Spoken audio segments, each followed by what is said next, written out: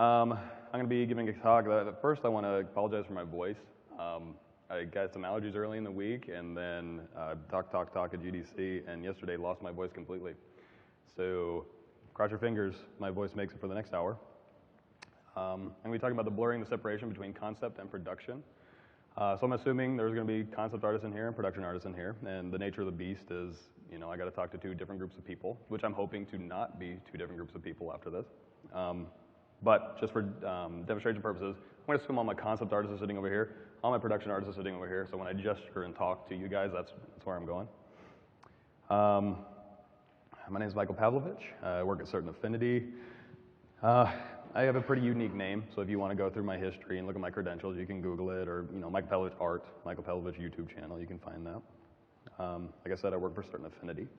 They wanted me to say, we are co-developing awesome games with other developers, and basically we work with a lot of companies, with their engines, with their tech, to create things, Call of Duty and Halo and stuff.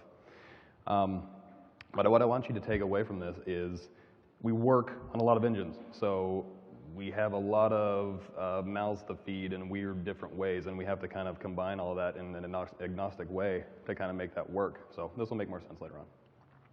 So first we're going to start with proving the manual process. And you can see my little guy here. He's manually having, poor guy, he's an artist, and he's manually having to take his buckets of water from the river to his house. So we're going to fix that. We're going to get to be friends with TAs. That's the secret. They're going to change that bucket carrying process. So a little trip down memory lane. You might recognize this helmet, as I made it a couple years ago. And I'm going to use this to illustrate the manual process of how we have to use to do things to kind of get stuff in the game quickly. Not automatically, that's what we want to do, but quickly. So, first, I'm not going to go into technique stuff. Number one, that's outside of the scope of this. That would be an all-day class thing, and I could do that. I teach at the Gemini School of Visual Arts, concept artists, teach them 3D, and it's fun to do. But I don't have time for that. So if you want to know, go to my YouTube channel. I had this whole helmet I have right here is start to finish how to do it. So first you start with a rough sketch, just kind of block it out. And this is kind of worst case scenario modeling. There's a concept of like photo bashing in concept. You can kit bash in ZBrush. Insert mesh brushes, just kind of start put stuff together, get your shapes, get your forms, make it look badass as fast as possible. But this is kind of like starting from a blob and just refining it. So, you know, it's a kind of a worst case scenario, but there are better ways to do this. So we go to refine sketch, start getting our forms in. This is where I start breaking apart my forms for two reasons. One, for animation. If I want to lift this little visor up and make sure it works, okay, I can do that at the concept stage here. As well as if there's a piece that I want to kind of pop off and kind of refine in solo mode and just kind of work on it alone, I can do that as well. So it's helpful to kind of tighten up your graphics. So the sketch refine, at this point, this is still concept-y. It looks kind of finished. It looks like, oh, did you hard edge model that? No, if you get really close, it's kind of goopy. But at this stage, it's still, I can kill my baby. I'm not married to this thing. If the art director wants to come in and do squash and pull and flip and whatever, warp, you know how it's liquefied, he can do that, and I can rebuild it very quickly, sculpting it, and I'm not like, oh my God, dude, I spent so much time on F sub Ds, and then you asked me to do this thing, I got to redo it. Still very easy to do. Form refine, this is where we start getting into going from concept over to the production guys. This is where we start rebuilding stuff for sub Ds, getting nice smooth curves, refining forms in more of the AutoCAD garbage way. It's not garbage. It's not bad to do, but we're trying to avoid having to spend a lot of time doing that. Then you start going to detail phase. And in ZBrush, more detail.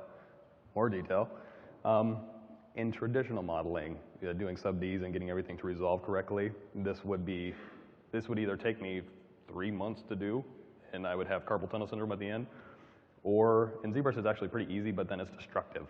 So we're still trying to find that happy medium, but detail it out.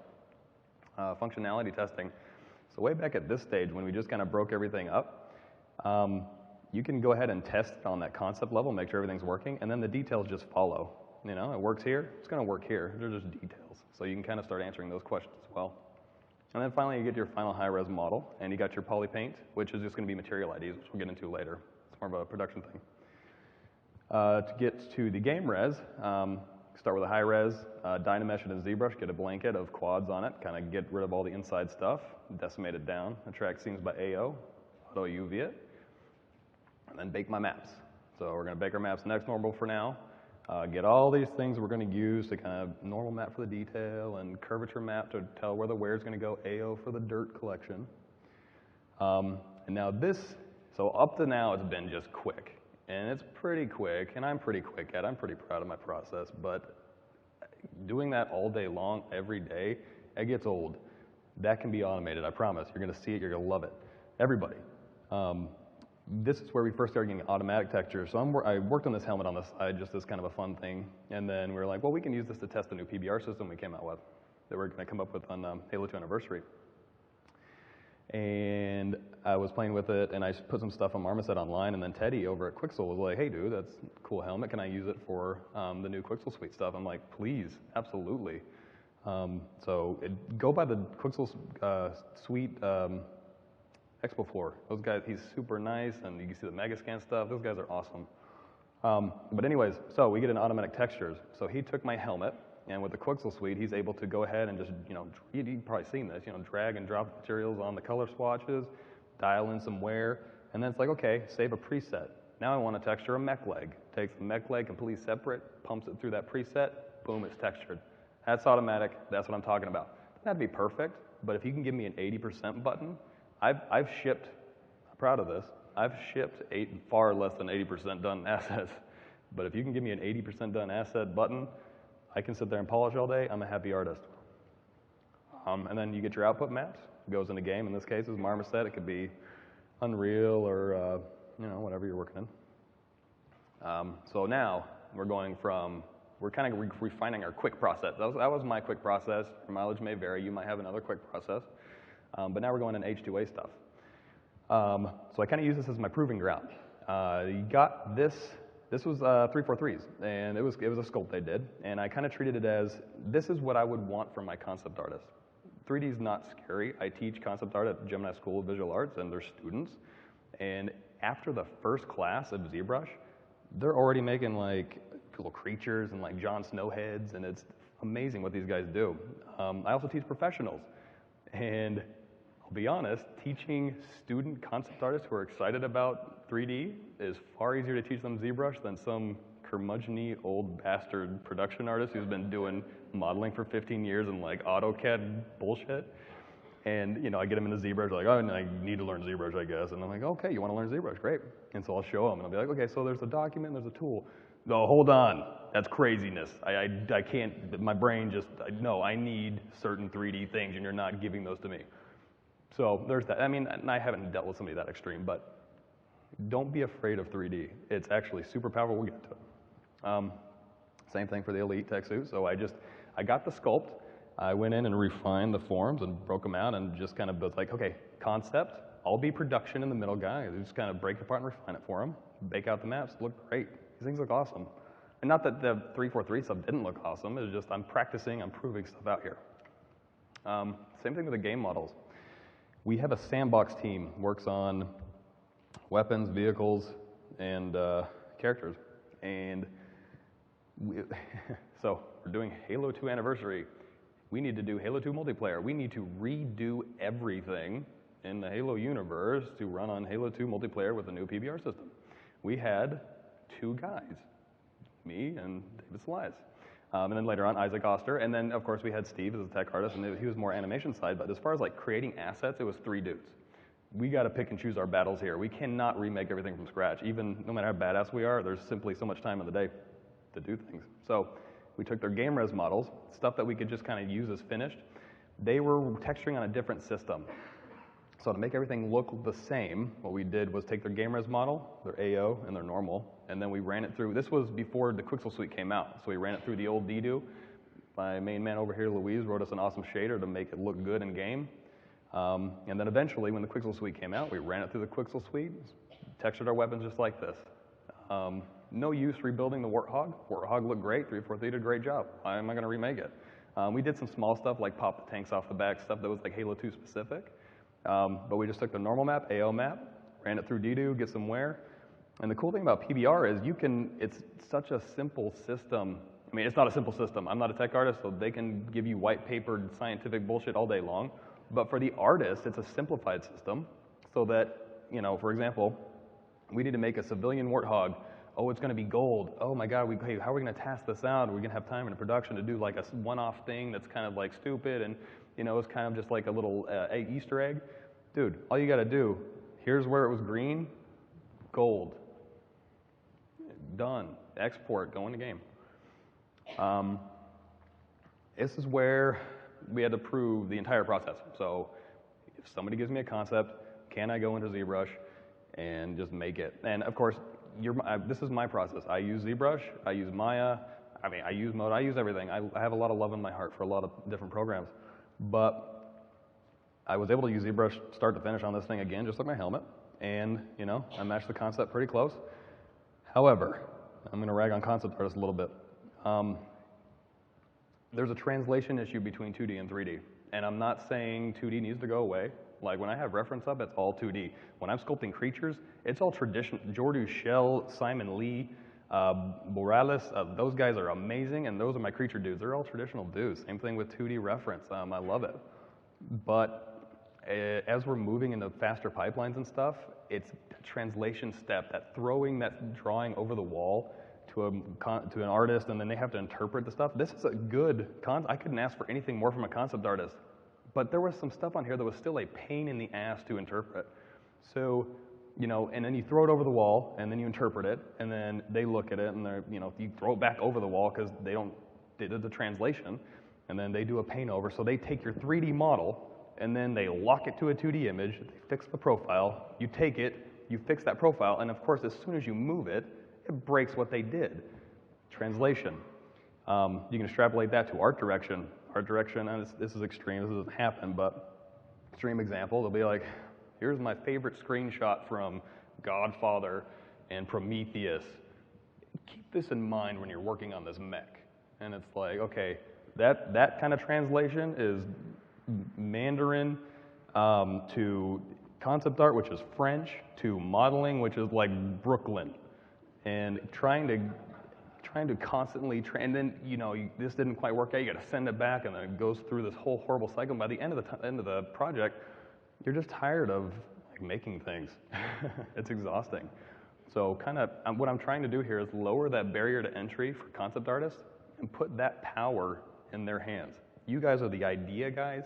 You guys are the badasses at functionality, making cool things. I want you to do that, but kind of breaking through that translation barrier. And it's so cool what you can do. I'll show you. But that's kind of the idea. So for the texturing process, and the texture guys will like this. And don't look too closely at this graph. I was just learning substance design at the time, so it's a little messy. But the basic idea is I have approved materials over here on the left, and I have wear in the middle, and I have primary and secondary color, and I have output maps on the side. Don't fall asleep, concept artists. This is stuff I want to show you. Could talk to production guys about this, but I don't want you to have to deal with this shit. This is not things I want you to look at, but I need to tell you how it works just so we're all on the same page. So, what I mean by approved materials is, well, I'll get to that later. I can see how messy it is. I can take this from Substance Designer and put it into this nice, tidy little box and hand it off to another artist. So once I'm done texturing, say, the Elite armor, I've got the art direction approved Elite materials. I got my material ID telling it where it needs to go. I've got this wear section where I can dial in default mud splatter, dust, edge scratches, and I can put in defaults for that to make it look good, and then I can send that over to player, and this is all the other character artists look at. So I textured the Elite armor one time, gave it to my other character artist, they put their assets through, it got the default wear. If they want to, they can change the sliders, they can go into the primary and secondary color and see what it would look like, and then they just hit export. That's it. And now everybody, it looks like the texture artist textured everything. He didn't. He made a little modular little thing that you push stuff through, but everything's consistent. These are the game res models rendered in Octane. When I go back to here, you can see all those output maps. This is really cool too. So Louise made a game shader. He wrote a game shader for the PBR system to make everything look good in Halo. And then he wrote that again in the Substance Designer viewport, and so it could take all of our weird combo map packing and all our weird tint map packing so that it appeared correctly on the shader in the viewport, and then you had parity between what was in the viewport and what was in game. So you were looking at the game asset with the game maps plugged in, and then it looked the same when you exported all the game. Same thing for the Elite Armor. And so let's talk about materials. Production. I hate production so much. I was forged in the fires of production. I'm not a concept artist, but I play one on TV. And I've done production so much that I've grown to hate it, and this is why. So Photoshop. I have a Covenant material, and it's got a hex pattern on it.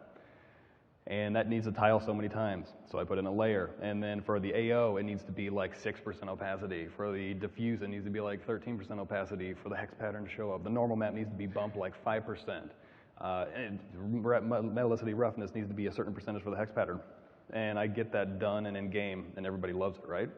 Until they don't love it. And I've already textured 6 other vehicles using this layer system. And then I have to go back to all of these. And action scripts, it's a pain in the ass. Doesn't matter how you break it down. Layer systems are horrible to work with, especially when you have to go to numerous assets and go, okay, now I need to go from 13% to 6% and 5%. Everybody bored of me talking about it? Imagine me doing it. It's really boring. And even though it's easy, you only have so much mental and physical capacity during the day to get stuff done. So even if you're just doing easy stuff, if you're doing easy, it still exhausts you after doing that all day. So by the time you get to the end and it's like, okay, now I need to work on this really cool thing, you're done. Like, you're not excited to work on cool stuff after this. Just get rid of this. That's why you get friends with TAs. They'll figure, we'll figure this out. That's where Substance Slider comes in. So I can do a procedural effects node up here in the corner and then make procedurally generated hex patterns. That'll drive my base color, metallicity roughness, normal map, AO map, and in this case, subsurface scattering. This is one of the more complex materials. And we can tweak this. The art director can stand over my shoulder and, and watch me. Do you want it more bumpy or less bumpy? Tell me now, dude, because I don't want to come back and do this. And I can, but you know how it gets. As well as we can go into the shader, and you can adjust the incandescence, the subsurface scattering. And this, again, this is the game shader Louise wrote. It's Covenant shader. And goes in a game. There you go. Everybody's happy. Now, of course, art direction's never going to be happy at the end. So if I do need to go back and make an adjustment, all I got to do is tweak this stuff, batch export to my materials, and I'm done. This is an approved material. Everybody can use it. If I need to make a change, it goes to everything automatically. So much nicer. So now, up to this point, everything's still, we've gotten some more automation on the texture side, but everything's still kind of quick. So we're going to try to go to automatic here. And this is where you need to start getting into studio-wide R&D, insourcing. Everybody in your studio is badass at something, I assume, or maybe not, but you have badasses in the studio. And they have a way of working and a set of tools they like to use. What we need to do is utilize those tools and front load them so that everybody in the studio can utilize the same tools and pipelines and best practices and methods to get the best product out the door, and it looks consistent. Ancillary tools. So I was sitting at home one night and I was modeling, and, doing fun stuff. And so I have a full body character and I have full body reference up. I get it all set up on my monitors. And then, okay, now I need to do helmet detailing. So I close all those and I open up all my helmet detail stuff. And then it's like, oh, I want to work on shoes. Or, oh man, you know what? I need to work on some environment stuff while I'm here.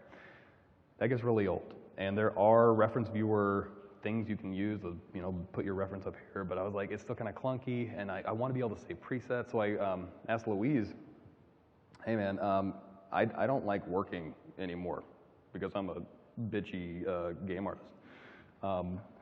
But what would be really cool is if, I just walked them through it, what I need. I need ability to go into folders and open up and place my reference where I need it. And I have a little room from a VLC player so I can watch The Simpsons, and I can, have my internet down here, and I can have my IMs over here, and it just works around me. It doesn't block my shit. I want to work around what I do. And then I can say presets. I want to work on helmets. No, I want to work on pylons. Close that down, open up my pylon reference, populates. Louise was like, okay, I'll look into that. 90 minutes later, he's got version 1.0. And it's like, bing, life-changing. I can't work without this anymore. I'm excited to sit down and go, let's work on helmets. Boom, helmet reference, working on helmets. Boots, boom, done. It is one of those tools that, like, don't be afraid of. I mean, it might not be high priority, but put it on the radar, and you'd be surprised. And he's done like version 2.0, 3.0, where it's like now we have transparency and rotation and flipping and blah, blah, blah. You know, and he didn't want me to do this, but go to Cruel, K-R-U-E-L games.com and download it for free. It's a life changer, I promise. So we talked about front-loading your badasses. These are your Mozarts. So what we need to do is automate their process. And what this is going to help us do is avoid the menial stuff, like the Photoshop stuff I was talking about. Also avoid rocket-powered shit shoveling. So in game development, production knows this, there are some shit shoveling tasks. And instead of asking, I'll take strip texturing on this. Nobody wakes up in the morning and clicks their heels together to strip texture stuff. It's boring and it's hard work and it doesn't really look that good at the end of the day. You're not really proud of what you did. So instead of asking, can you give me a rocket on my shovel to shovel this shit faster? Ask why you're shoveling shit at all. Can a robot do this? Robots are TAs. Ask them. This keeps skilled workers doing skilled work. You feel good about what you do. You come into work and you do skilled work. You feel like a skilled artist. You're not doing menial stuff. And it allows for tiers of workers. So you can get junior guys in the office, and I'm not telling them to do the menial robot task, but you know, you won't be so top heavy. You need super senior guys who can do everything. They can do the super senior guys who can do the skilled work. You can get fresh new blood in the door who can not maybe do the super skilled work, but they can be educated. We get some smiles in the office instead of like, you know, bitchy artists like me who have just been through the, you know, like I said, the forges of production, and I'm like worn out and I'm angry and I'm mad and I got my coffee. Get some fresh, you know, people in there. And this will allow for that. And the Mozarts themselves, this is their perception of themselves, and it's true. They're highly organized, they're process-driven. They have comfortable tools and a comfortable process for them. But it only makes sense to them. If you take two badasses and go, hey, badass 1 and badass 2. Badass 1, go over to badass 2's chair and sit down and make something badass on his machine. He'd be like, dude, I'm like plugged into the matrix on my machine. I have 750 hotkeys. I have action scripts that I hit with my toe on the floor pedal, you know, and I have like mind links that go to my other programs that are spinning in the background. They are only badasses for themselves, which is fine. You need badasses, but you need to utilize that badassness. And here's the other point, here's the other problem with Mozarts. This is actually what they do. This is what they think they're doing, and yeah, they're getting those buckets, but it's all manual, so it's still a lot of work, but yeah, organized, blah, blah, blah. False.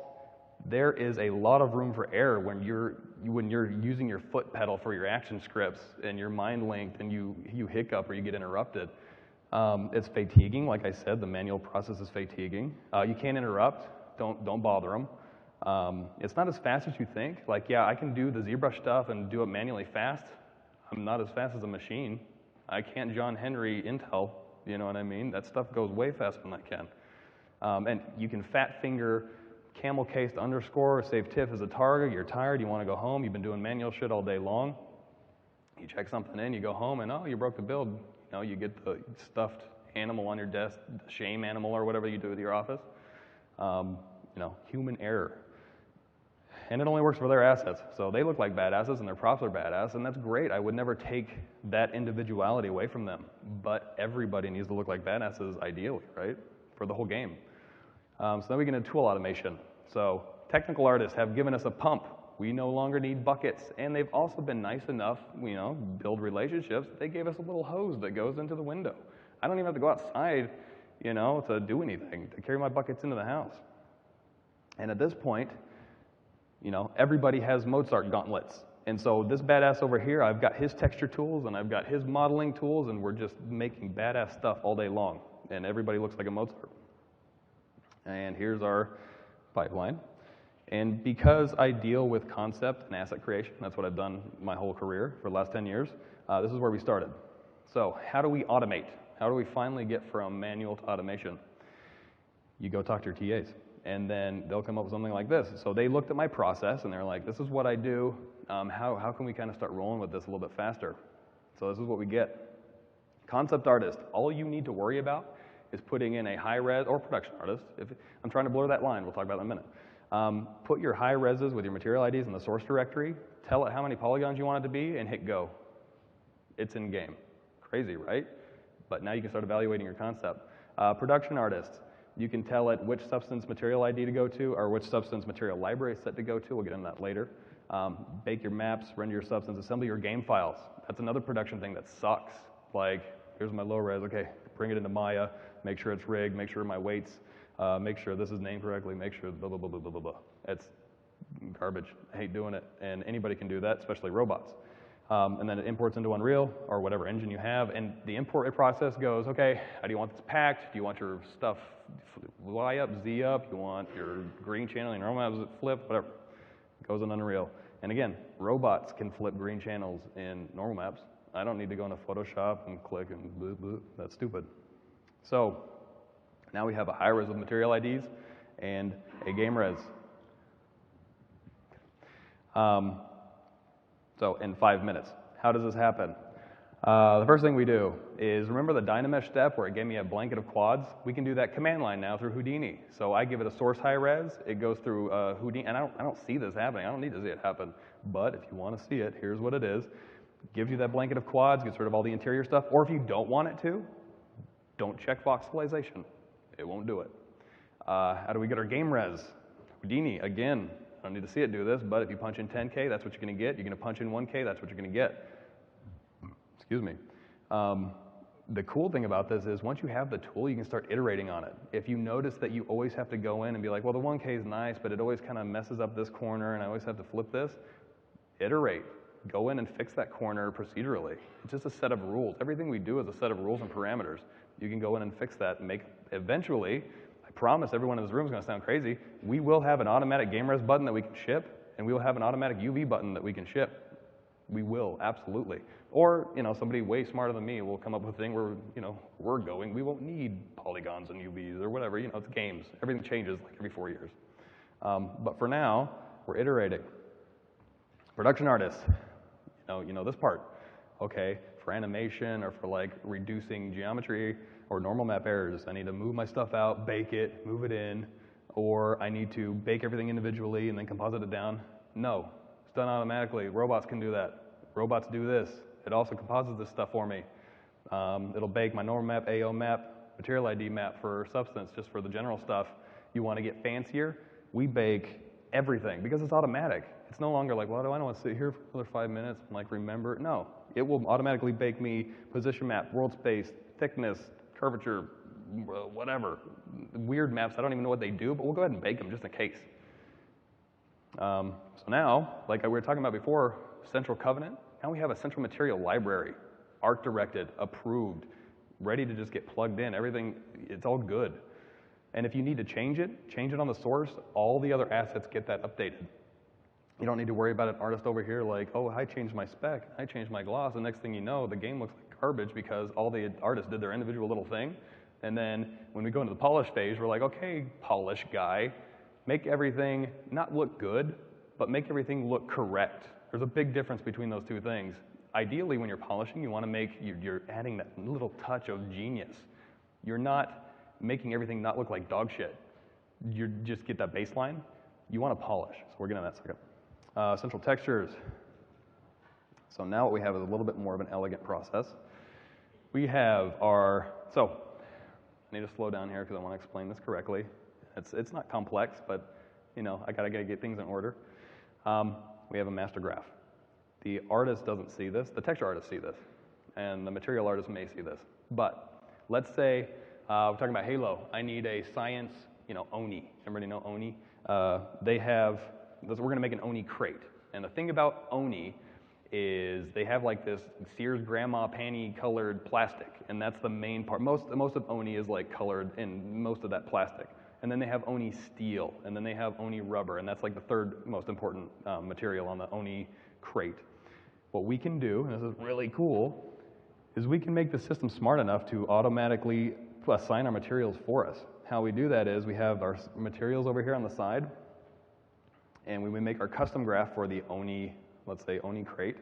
We'll put in a specific slot Oni plastic, and we'll put Oni steel above that, we'll put Oni rubber above that. And the system is going to be smart enough, like when we get further in, to know that when I get my material ID, and most of those pixels are red, and here's the other cool thing. I know it's getting complicated, but just stay with me. Your material ID, you've got red, green, and blue. Doesn't matter. So we started with, well, let's say Spartan armor is like fuchsia, and Spartan rubber is like this off blue, but then Spartan steel is like this other off blue. That's horrible to deal with. Just give your artist like the 255s, 128s, and zeros. They can assign what makes sense to them on their objects, and then if they need to change it, we can change it in the program. So the robot looks at this and goes, the material ID is mostly this color, doesn't matter what color, it's red. Secondary color is blue, tertiary color is green.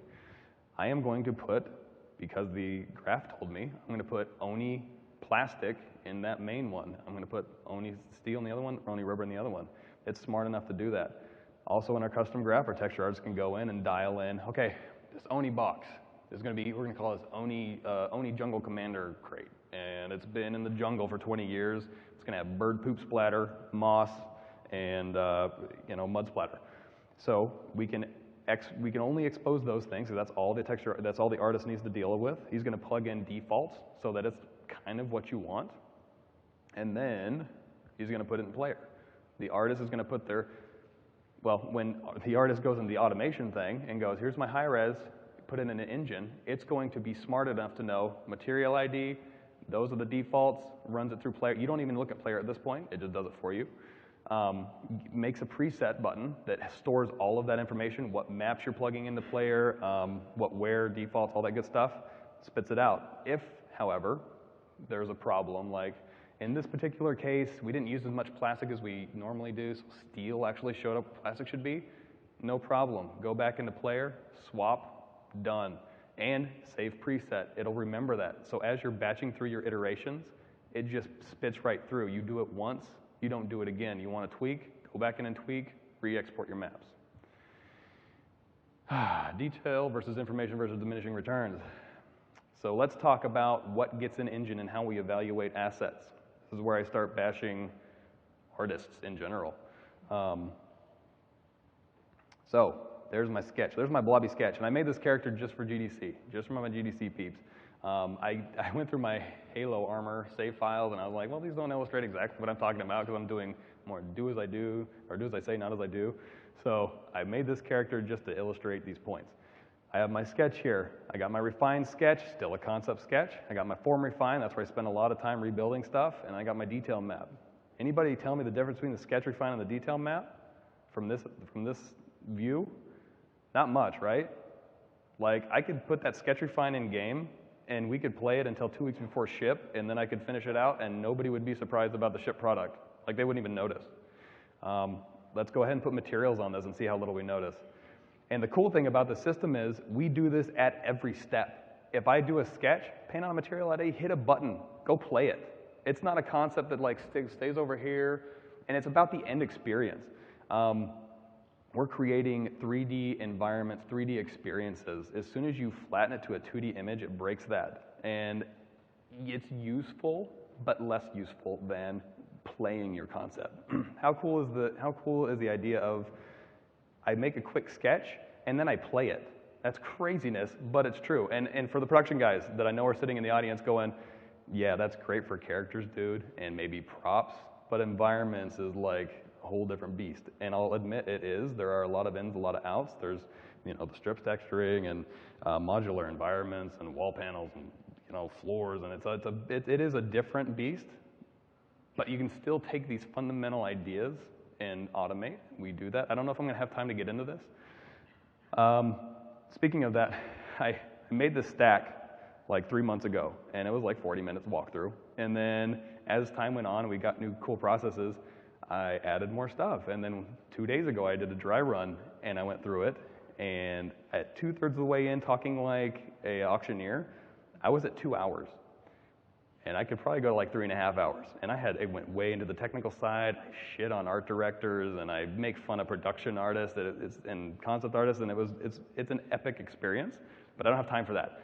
I don't know how I'm gonna do this.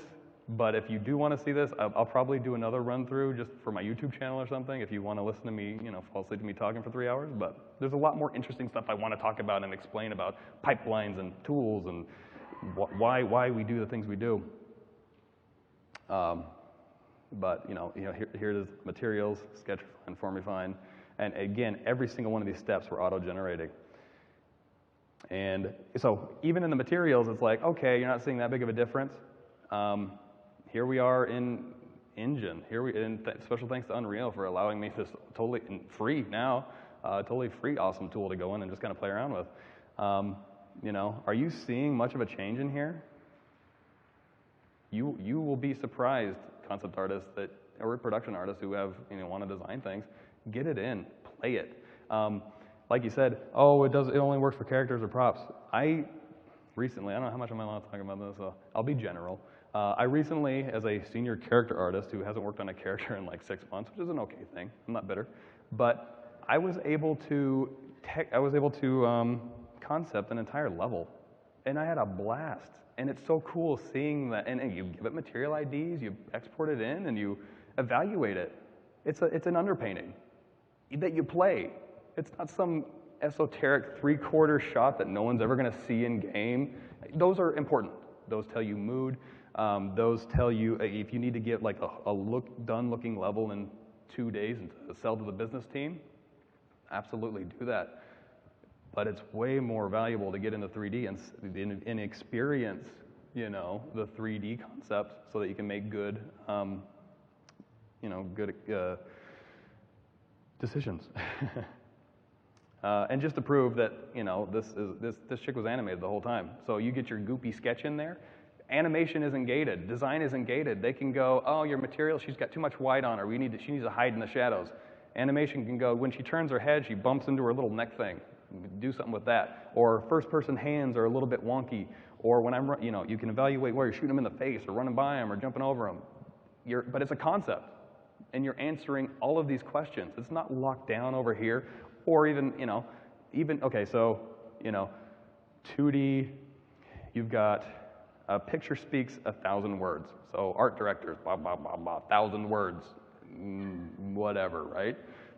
1,000 words, I would rather take a picture than an art director saying 1,000 words to me any day. However, a model speaks 1,000 pictures. Literally, if I make 1,000, if somebody draws me 1,000 images of one model, I have a pretty good idea of what that model's gonna look like. Good luck getting a concept artist to do that. But in 3D, you can sketch 1,000 pictures while you just 15, 20 minutes in 3D. It's very, very powerful and very, very useful. And, get it in and play it. Okay, so production artists are probably going, dude, you can't fool me. I saw UV seams on that automation, errors, and it looked a little bit gross sometimes.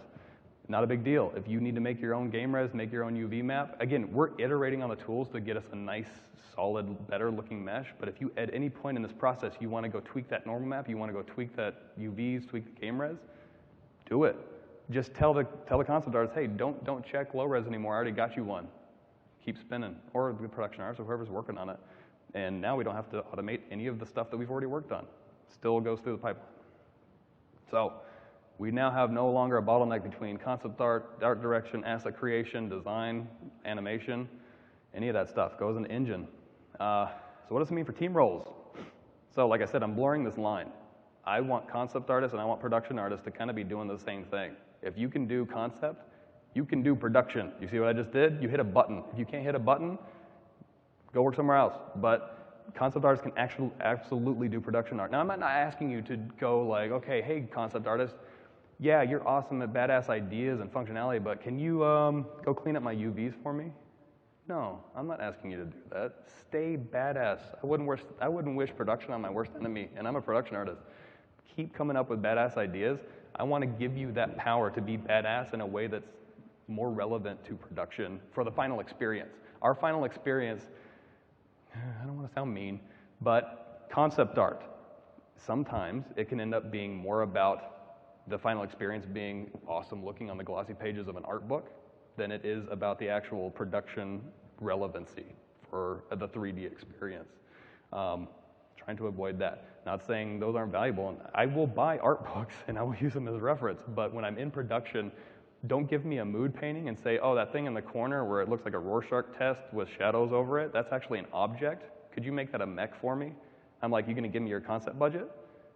You know, that's where the divide and throwing things over the wall kind of gets weird between departments. However, you give me something that's a little more useful, or I'm able to communicate on the same language. Instead of French to Manhattan, it's New Jersey to Boston. You know, yeah, there's going to be like a little bit of lingo here that I don't quite pick up, but maybe a little bit of interpretation, but we're still speaking the same language at least. Kind of blurring that line. And now, look at this guy. He's got a filter, he's got a hose into his house, he's washing his hands. He doesn't even have to use buckets anymore. So we're going to package production. Assembly, this is what we already talked about. It automates all of the bullshit assembly stuff. Like I was saying, goes in the game res, flips things around, applies the materials, applies textures, gets it in the engine. Done. Polish phase. Instead of polishing being fixing the assets, you can't remake the assets, you don't have time for that. You reuse unsuitable assets because you got to get something in and it needs to be there. You're putting out fires, you're making sure everything runs into memory, you put out some more fires, and then if you get the time, you might make it look better. Probably not, but maybe, you know, you could stay late and you can crunch. But ideally, like I said, you're gonna run through the game and polish what needs to be polished. Let that which does not matter truly slide. When an art director runs through the level and he's art directing assets at that level, he's only gonna like pick up on like, oh, you know, you need to fix this because it's right here in my face and you need to fix this. If art direction comes over to you and you're working in a vacuum in ZBrush and it's like, oh, I'm working on a wall vent. And he's like, dude, okay, so I'm gonna need this triple bevel over here and these screw ports are wrong and blah, blah, blah. And then you get it in game after spending like 3 or 4 draw-overs from concept art and, you know, 6 weeks on it, and then you get it in game and it's something up in the corner in a shadow that does not matter at all. I'm not saying put garbage up there. I'm not saying put things you're not proud of up there, but really spend your time where it matters, where it makes sense. If the art director runs through, he won't even look at that panel. If it's good enough, that's not garbage, it's good enough. You're done, move on. Really spend your time where it makes sense. Make good decisions based on what the experience is, not in a void, not in 2D from a lockdown shot that isn't relevant in game, not in a void in ZBrush looking over my shoulder on an asset that, you know, rubbing your, like artists love to do this. You get an asset, even in, I'm gonna pick on environment artists here. So make this environment and you get stuff in and you're running through it and you're shooting people and you're having fun. What does an environment artist do during a playtest? They run over to rocks and they rub their face on it. And they're like, hold on, textile density, everyone hear me? Nobody cares. Certainly not your audience. If you have a good game, they'll be very, very nice about the art. Not that I'm saying you should put in garbage, but really just pick and choose your battles. Extrapolation and beyond. So now this guy's water tank's in a spaceship. We're gonna go down the rabbit hole a little bit. Then I have a little bit of time, I think. So how do we roll design into this? So we have a system, and this is a beyond. So we're not doing this really yet 100%, but we're kind of getting there. You want to make a paper map? Fine. We can convert that to 3D geometry on the fly. We can make squishy assets. So if design wants to make changes, we can automatically take from our asset library and put that into a level. And as design makes changes, it doesn't break anything. Auto population, tagging surfaces, locators, it's awesome. That goes into mass out, we play test it. So just like the concept production pipeline, same thing applies to design. Make a paper map, hit a button, let's play it. Make good decisions based on the experience, not over here on paper, not over here with gray cubes that don't mean anything. Tag those gray cubes as something, and then when you hit the button, it auto-populates with that stuff, and now you're making good decisions on gameplay. Make good decisions on the end experience. End experience is 3D. Where are we at? So now design, there's no more bottlenecks. Design, production, assembly, engine, polish, we're just spinning. We're spinning now. It's going really fast. Again, we're going down the rabbit hole here. An object is just a series of components with parameters. We're just dialing in parameters. This is where proceduralism comes into play. A door is, or a catwalk, even better. A catwalk has a beginning, an end, and a middle. If you go back in time and watch Louise's presentation on the technical part, he will actually show you how we did catwalks in Forge. Or go to the vault or whatever. So you could even concept in theory in this way. Give me door 46 corners, give me door 38 middles, give me door 46 feet. Concept artists can go mix and match. Now you have a new door. This is now door complete, number 248. Design can go into the design level and go, hey, I want a door here. Give me door 258. Oh, wait, I need it to be like this. Okay, this thing is going to be smart enough to go, oh, boop, boop, boop, boop, boop. Doesn't break the asset. It's componentized. The asset follows what design says. A building is a series of components with parameters. You want to make a hospital, you want it to have a maternity ward, doctor's offices on the 3rd floor, you want it in a low-income area where it gets a lot of rain. Those are just parameters. Dial those in, the texture's going to know, hey, I need more mold, I'm more rainy, I'm wet, I'm maternity ward, doctor's offices, done. Now, is it 100%? Maybe not at first, but then you go in and you refine that process and you go, hey, these parameters are a little bit weird. Go in and fix that. Fix the parameters. Next hospital you make, it's 90%. Next hospital you make, maybe you ship it. Who knows? This stuff. Okay, automatically make a level. Design is a series of parameters with components. Hey, computer, we need line of sight as a death match, or capture the flags. We're going to need certain parameters here. I want a certain line of sight. It's going to need to have vehicles in it. It's going to need a certain type of gameplay. Do those sliders. Random seed. Okay, here's a couple deathmatch levels. Ooh, I like that one. Let's go polish that one. Does that sound crazy to everybody? This stuff already happened 3 years ago. Go on YouTube. They're already doing this. This is awesome stuff, and this is really, this is where it's at, proceduralism. And it's not proceduralism as in like, oh, just computer does what it wants. We still control the parameters and the iterations and what, again, just like front-loading your Mozarts, we're front-loading good design. Like, what decisions do you make that makes things badass? Tell that to computer, it'll learn. And then, you're not John Henrying it. Robots go way faster, but then you can even do crazier stuff. Let's go further. In this design level, I want to have the line of sights control, and the line of sights and the kill-death ratio controlled by my favorite Britney Spears song. Why not? Who knows what'll happen? Maybe something amazing will happen. Maybe it'll be garbage, but at least you can now try really crazy things because it's cheap and it's easy. It's no longer like, well, I'm not going to go outside the box because, I have a deadline and it can't do that. You can make a level, auto-populate it, tags, play it. Go for it. So is this the end result? Is anybody excited about a CEO with a board of directors going into a room and playing slider by committee? And then, hitting a make game button? I'm not. But, in theory, this could happen. But that would be stupid. And, look, they gave themselves a 72 Metacritic. They're idiots. But they made a game. But this isn't what I'm talking about. The next,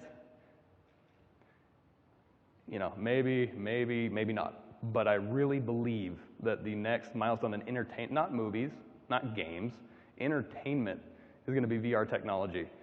It's not going to be about, it's funny, I talk to people about VR, and industry people, not Joe Schmo, and I'm like, so man, VR tech, there's a lot of cool stuff going on with this, and I get 50-50. Not 50 awesome, 50 meh. It's 50, I'll watch movies or TV on it, I guess. I'll look stupid doing it, but I'll do that. And then 50% like, no, that makes me sick, and it makes my children unruly, that kind of attitude. And I'm like, you guys are so lame. This is so powerful, you have no idea. This is what I want to do. And this is just something off the top of my head. Berlin, Germany has a museum. I'm never going to go to Berlin, Germany. Maybe I will, but chances are I might not. I'll never go to that museum. I'll never get to see what they have, their inventory. Put it online, VR, put on my Oculus helmet, I can walk through the museum by myself. Or if you want sick kids and assholes in the way taking pictures with their iPads, you can sim that too if you want. Or you can have a nice experience. Because remember, real life kind of sucks sometimes. And it's photogrammetry objects. I can walk up to an Egyptian sarcophagus and go, and there's no ropes, there's no glass. I just walk up to it and I'm looking at the Egyptian sarcophagus right up close. And it's photogrammetry, so you know what else I can do? I can flip it over. I might be the first person, like maybe a handful of people on Earth who has looked at the bottom of that sarcophagus up to that point. That's really cool. Well, that's kind of cool. Let's up the ante a little bit. Computer, tell me where the sarcophagus came from. Show me where it came from. Zoop. Now I'm in Cairo, Egypt, in an archaeological dig that tourists can't go to, so I can't even experience that if I wanted to unless I got my PhD. It's not going to happen. But with this new technology, I am now standing where the archaeologists unearthed it, and I'm looking at the sarcophagus in ancient Egypt. I can do my morning jog through there if I want to, experience it. That's kind of cool. Let's up the ante one more time. Computer, show me how this place looked, back when it was first made. Now we got limestone, polished limestone on the Egyptian pyramids. We got the gold cap. We are experiencing things we can't experience anymore, but we can now. That is powerful, and that's just one stupid example. And here, I said 1% of the inventory, right? They have 99% of their inventory sitting in the back. Scan it in, put it on the floor. It's virtual. Make it the size of like New Jersey, and I'll walk through your museum. The other cool thing is, they're bones, but they're not organized. We can't just put bones out there. Yes, you can.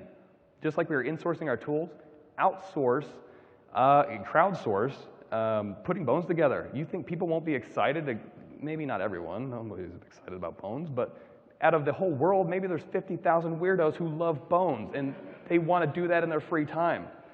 They'll go put the bones together for you. You'll get a point cloud of data, and it might not be perfect, but you'll see patterns, and you'll see where people mess up a lot, and you can do programmatically control that. Have scientists just overview and clean up. Instead of a tired scientist having to go into the warehouse and put stuff together, we will put it together for you, check our work, things will get done, and it'll be amazing. We don't even know what they have in the storeroom. They are finding things constant, new species that just like, oh yeah, we got this in from this place, and we wrapped it in tissue paper and slid it in a drawer and forgot about it. Let's go find them. That's what's exciting about me. Sporting events, VR technology. I need seats for the Super Bowl. That ain't gonna happen. Especially not the best seat in the house. Put a VR camera right in the best seat. This is free, by the way. Whoever owns the NFL or sporting teams, whatever, you can have this one. Put a camera there. Sell 60,000 tickets for that seat. Now I'm at the Super Bowl. Let's up the ante. It's VR. They have those cameras flying over watching the football players. Put a VR camera up there. If you get sick doing that or whatever, there was a talk about making people not sick. Already, we're fixing these problems. But if you don't like that, sit your ass in the seat. If you do like that, you have the option, or I'm sure you'll pay extra for it, you will have the option to fly through and look at the NFL in ways you can't experience. And I'm a total like true crime weirdo. So like I love like forensic anthropology and facial reconstruction. We can automate not all of it. You are going to need the scientific, the artistic touch to kind of double check your work, but we can absolutely automate a lot of this stuff. Off the path tours. This is the kind of thing where it's like, I'm in VR land, and I don't want to do the universal experience. I'm in virtual reality. If I go, like, when you walk through the Hogwarts line, and it's like, oh, there's Ron and Harry's bed, and there's Hagrid's hut, but the door's closed. No.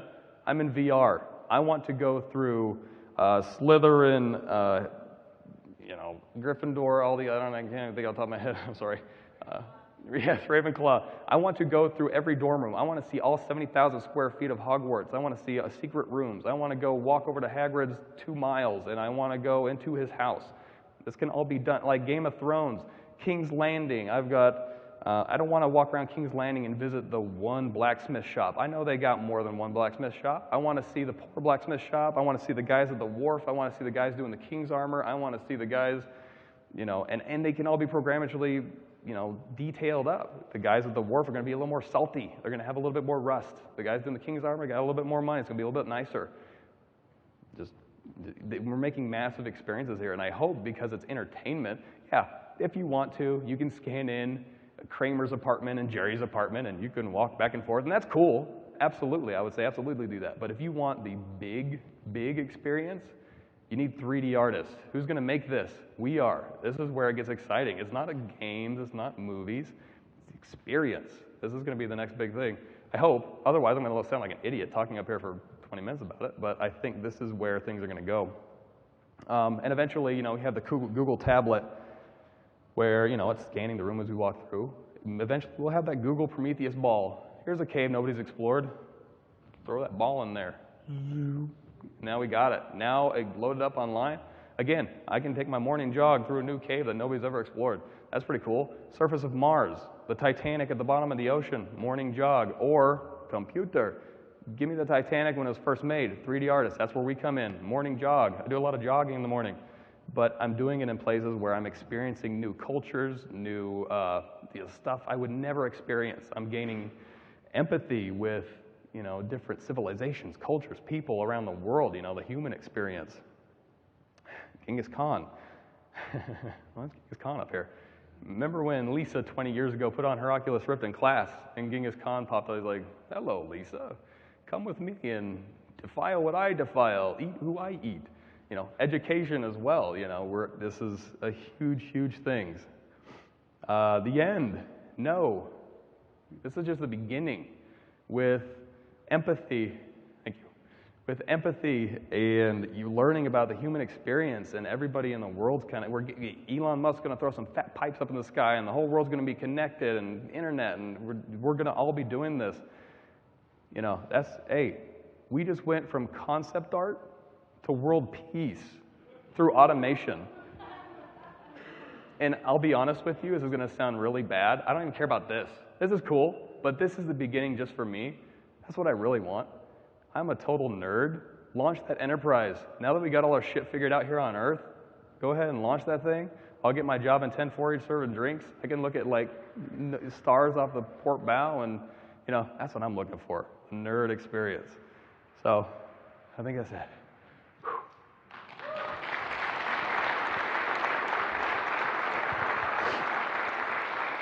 Whew.